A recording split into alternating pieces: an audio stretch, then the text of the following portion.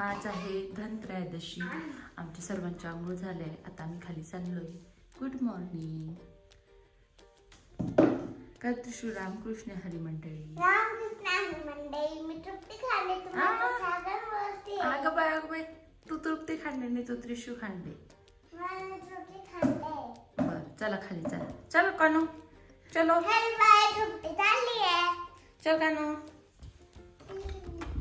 चलो. हळू लागेल त्याला, पायाला लागेल.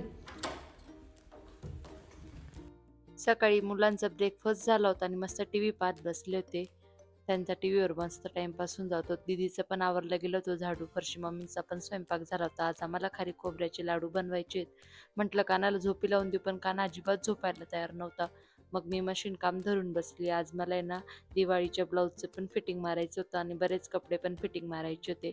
हा अंगातला ड्रेस पण मला खूप जास्त लूज होतो, तर आज म्हणून मी मशीन काम पण धरून बसलेली होती. काल चालूच केलं होतं मशीन, म्हणून म्हटलं आज काम करून घ्यावं बाकीचं. काल मम्मींनी परत रव्याचं सारण केलं होतं लाडूसाठी, तर मम्मींनी सकाळी सकाळी लाडू पण बांधून घेतले. स्वयंपाक पण झाला होता आणि आता लाडूंसाठी भाजू राहिल्या होत्या मम्मी. लाडूंची तयारी चालू आहे आता खारी खोबऱ्याच्या, कारण आम्हाला ताईंना पण लाडू द्यायचे आणि आमचे स्वतःचे पण लाडू आहेत, तर बरेच लाडू होणार आहेत. बघू आता, मुलांना दुपारी झोपी लावल्यानंतरच लाडू बांधावे लागतील. काना खूप जास्त उद्योग करतो. आज तर तो झोपायलाच ऐकत नव्हता. 1 तास घेतला त्याने, माझा पण झोपलाच नाही. मग त्याला खाली आणलंय परत. आता दुपारीच दोघांना एक साथ झोपी लावेल म्हटलं.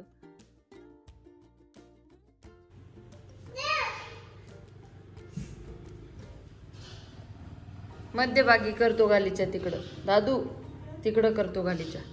तर याच्याकडून कलर घेतो, काना कलरला हात लावतोय बघ. मस्त आवरा पसारा. किती पसारा करून ठेवता रे.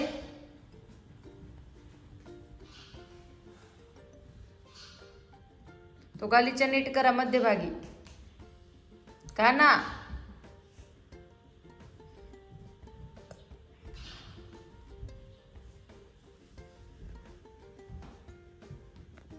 गाईज, इकडे चालू आहे मम्मींची लाडूची तयारी. तिकडं काढून ठेवलंय सामान, डिंक, खारी, खोबऱ्याचं कीस, गूळ. म्हणला असता माझा हा का बरं इकडं असा एक लाडू ठेवलाय. आज जेवायला बनवलंय वालाच्या शेंगांची भाजी, भात, कढी. तिला घातलं का जेवण? ते दिलं.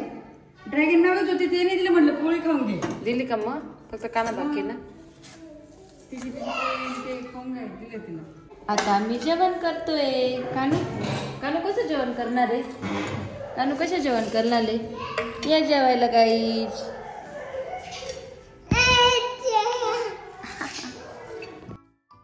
मुलांना खाऊ पिऊ घातलं आणि झोपी लावून दिलं. कानाला मी झोपी लावलं, त्रिशूला मम्मींनी झोपी लावलं आणि आता मी खाली चालली मम्मींना मदत करायला लाडूसाठी. मम्मी ऑलरेडी खाली गेलेलं होत्या, कारण त्यांना ते मटेरियल भाजायचं होतं, खोबरं वगैरे, डिंक. मग आता डिंक मी दळून देते आणि बाकीचं आता मम्मीच करू शकतात, त्यात मला काही माहीत नाही.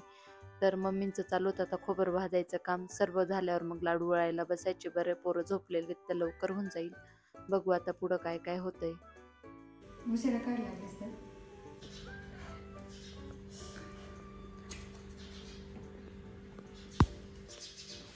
गृह उद्योग चालू करायचा का आपण? ते पातीले पाहून तर मला तेच वाटतंय.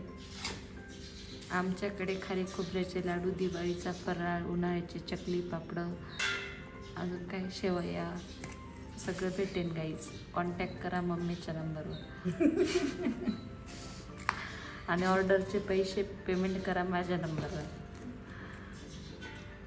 उद्या सणाची मांडे पण भेटतील गाईज.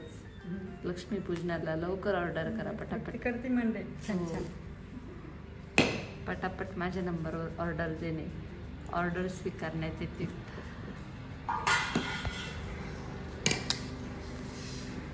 इकडं आमचं लाडू चालू आहे, तिकडं पोरं उठले बी. ओ माय, दोघं बोके आले ना. आता काय लाडू होत नाही मम्मी. तो पाकाचा पोर यायला बिबट्यासारखा. का का टेचू टेचू करत उठला तो चा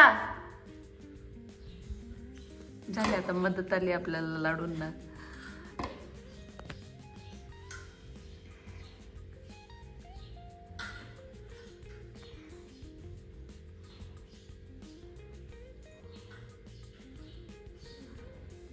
याने उठवलं ना तुला, डकवतो बा कसा तिला. कशाला उठला तू, झोपायचं ना अजून.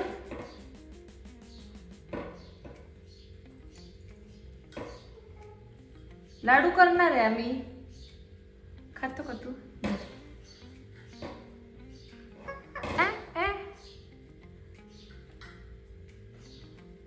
बघा मोठी मदत करणार आहे. गरम आहे हो. गलम गलम गलम गलम आहे ना इथं हात नाही, इथं गलम आहे बघ.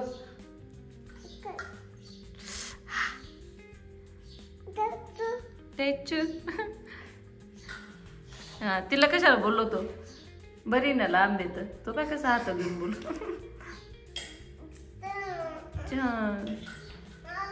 अगे ये ना, तू बोलतोय ना तुला पुढे.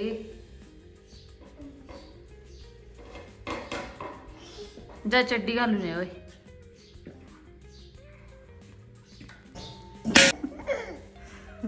अरे काय त्रिशू लाडू कशा कानू प्लीज. त्रिशा मी मार दिलं. अरे नको तुझं असं पण.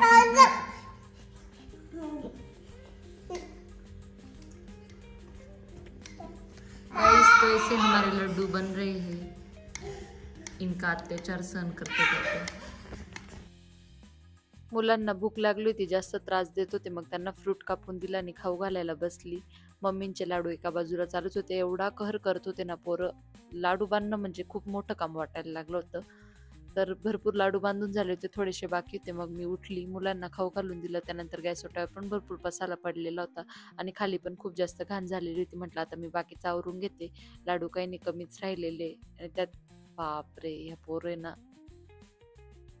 गाईज आमच्या किचनचा अवतार बघून घ्या, बहुत पसारा पडा है. बेसिनवर भांडा, उधर पसारा, इधर पसारा, हे पोरांचा पसारा.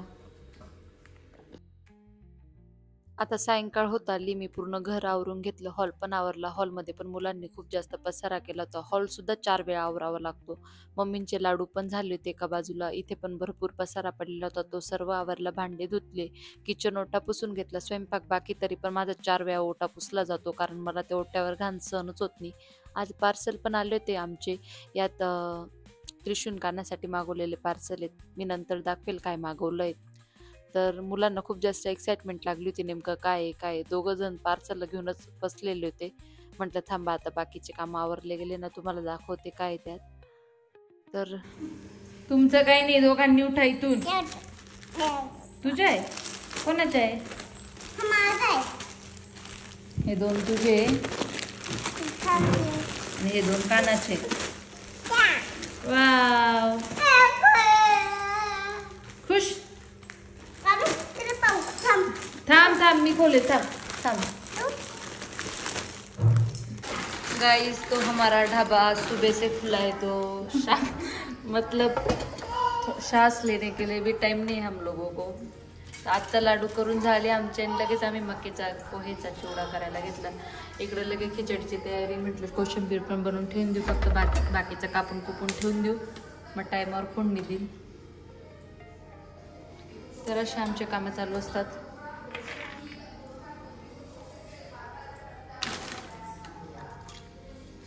हमारे ढाबे को जरूर एक बार विजिट करें.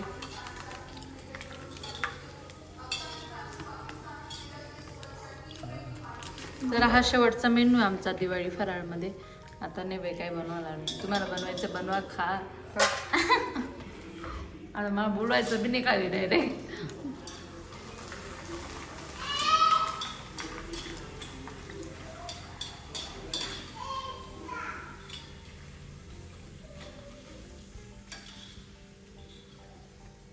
खिचडी थोडी अलग पद्धतीने बनवते. सोयाबीन मॅरिनेट करायला ठेवलेले मी, मसाला, दही, मीठ वगैरे टाकून. आणि इकडं कोशिंबीरची तयारी करते. उद्या मोठा काम चालू आहे. हा मक्याचा चिवडा आहे ना आमच्या घरी खूप जास्त आवडतो. पप्पांना, त्रिशूला सुद्धा आवडतो आणि मला पण खूप जास्त आवडतो. साध्या चिवड्यापेक्षा हा चिवडा अगदी भारी लागतो. याच्यात काही नाही, हा मका फक्त असा भात तळून घ्यायचा आहे, शेंगदाणे पण तळून घ्यायचे, कढीपत्ता तळून घ्यायचा, त्याच्यात टाकायचा, अंदाजे मीठ टाकायचे, मिरची टाकायची आणि त्यानंतर पिठी साखर चोळायची. बस इतकी सिंपल प्रोसेस आहे या चिवड्याची. फक्त तेल जास्त लागतं एवढंच, कारण ते मकेचं खूप जास्त तेल ॲब्सॉर्ब करतं. आता मी ना दीपदानासाठी दिवा बनवायला घेतलेला आहे गव्हाच्या पिठाचा. छोटे छोटे 2 मुटके बनवायचे आणि एक दिवा बनवायचा आहे मोठा. तर फक्त पिठात हळद टाकली आहे आणि मस्त आता घट्ट पीठ मळून घेते. धनत्रयोदशीला हा दिवा यांना दक्षिण दिशेकडे तोंड करून लावला ना तर घराचं कोणाचा अकाली मृत्यू होणार असेल ना तर तो टाळता येतो. तर असं मी इन्स्टा रीलला पाहिलं म्हणून नाही तर आमच्याकडे कधी करत. तर मी याची स्पेशल रील पण माझ्या मेन अकाउंटला टाकलेली आहे आणि त्याचं महत्त्व पण त्या रीलमध्ये सांगितलेलं आहे की कशामुळे हे करावं, का करावं, धनत्रयोदशीला याचं काय महत्त्व आहे. तर तुम्ही नक्की तिथे जाऊन बघा. आणि आता नेमकी तुम्ही जेव्हा ब्लॉग बघशाल तेव्हा धनत्रयोदशी होऊन गेलेली असेल, तर नेक्स्ट टाइम तुम्ही हे करू शकता.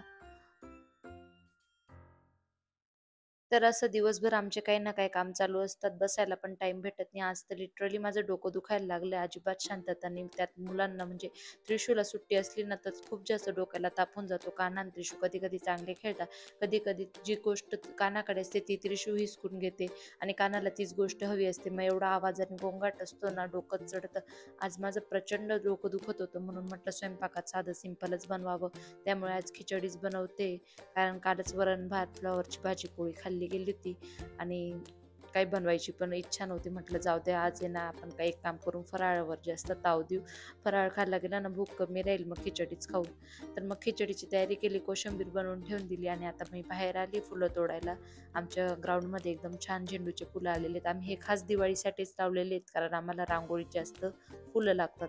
मला काही रांगोळी जमत नाही, तर मी फुलांचीच रांगोळी काढते दरवेळेस. आणि ताई होत्या मागच्या वेळेस, तर ताईंनी मस्त मोठी रांगोळी काढली होती आणि यावेळेस आता रांगोळीचं कॉन्ट्रॅक्ट माझ्याकडेच असणार आहे, तर मला काही एवढी जमत नाही, तर मी साधी सिंपलच काढेल. आता मी नागवेलचं पान पण घेतलेलं आहे, कारण त्यासाठीच लागतंय मला. दीप खाली नागवेलचं पान ठेवायचं आहे.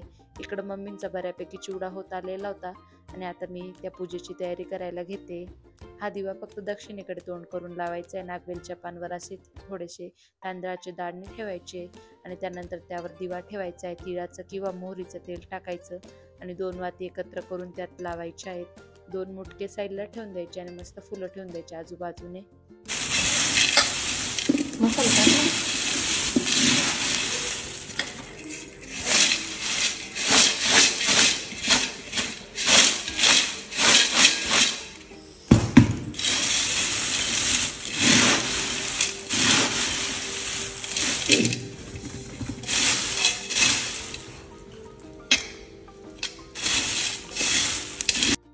बाकीचे दिवे पण तयार करून घेतले, मस्त दारापुढे लावायला, रांगोळीत लावायला.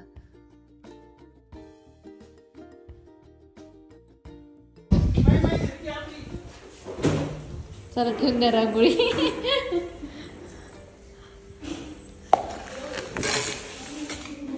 रांगोळी काढायला गेली ती, इतका पाऊस वारा सगळं.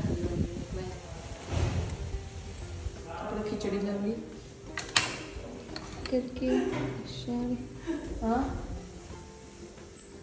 आतापर्यंत वातावरण एकदम ठीकठाक होतं, पण अचानक पावसाचे थेंब, वारा सुटायला लागला. नेमकी मी रांगोळी काढायला बाहेर गेली होती, एकदम मूड ऑफ झाला माझा. मी कधीतरी स्वतःहून रांगोळी काढायला तयार झाली तर त्यात असं वातावरणाची पण इच्छा नव्हती वाटतं मी रांगोळी काढायची. तर हा दिवा आहे ना आता मी ड्राय एरियातच लावली, कारण बाहेर खूप जास्त वारा चालू होता, दिवा टिकला नसता.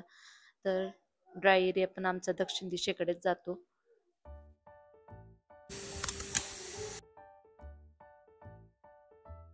काना दिवसभरात 2 वेळा झोपतो, पण आज एकचदा झोपला होता. तर इकडे सिरियल चालू होती, तो माझ्या मांडीवरच झोपी गेला होता. थोडा वेळ झोपला, मग उठला पण तो.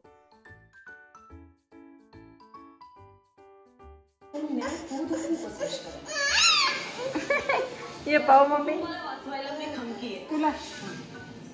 तुला मला लाव. मला लाव कानू. ए बोय कानू कानू लावलं ना आता.